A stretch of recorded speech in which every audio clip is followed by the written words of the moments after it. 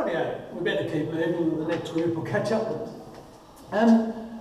We'll stop here for a minute. The reason that we used to stop here is actually gone, but it still suits my purposes to stop here. Up until fairly recently, we had 2 mortuary trolleys in this room here. They came from Arradale when Arradale closed. They've been transferred to another spot, and you'll see those again shortly anyway.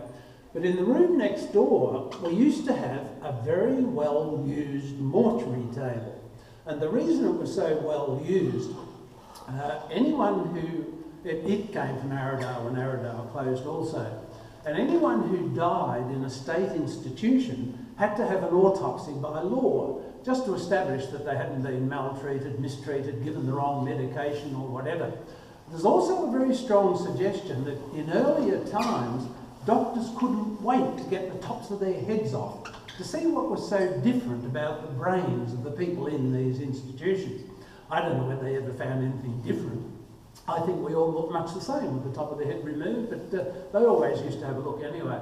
But as a matter of interest, as I said, the table used to be kept in that room there, and it's now been shifted to where the mortuary trolleys are. But people often used to take photos of the table as they came past.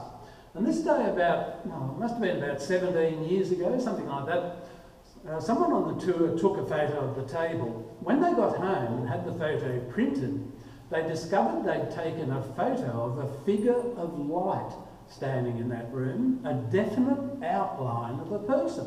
And they were totally intrigued, of course, and they sent a copy of the photo to the guide who did the tour that day because they thought he might be interested, and he certainly was. He used to show it to everyone on his tours.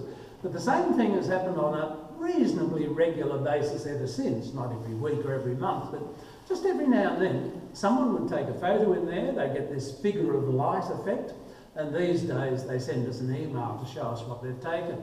So I always say to anyone with a camera, take a photo, you never know what you might get. Of course, I can't guarantee anything, they might have gone to lunch by now or something like that. We do ghost tours here on a Friday and a Saturday night. They're actually run by Lantern Ghost Tours. So if you'd like to personally meet some of our ghosts here at J Ward, sign up with Lantern Ghost Tours. There's some very strange things happen on those ghost tours, believe me. I don't do ghost tours, I'm not sure. Okay, 7 o'clock in the morning, the patients would be released from their rooms 3 at a time so that they could control them. They'd bring them first of all around here to the bathroom for a shave. They weren't allowed to shave themselves, of course, because they used blades. So the nursing staff had to do the shaving. Then they would take their pots, those that hadn't already emptied over the heads of the nursing staff, they would take outside to empty. So we'll go and see where they used to take those. Highlight of the tour, ladies and gentlemen. Thank you, Dave. We'll move along. I've already done the ghost tour here. Yeah.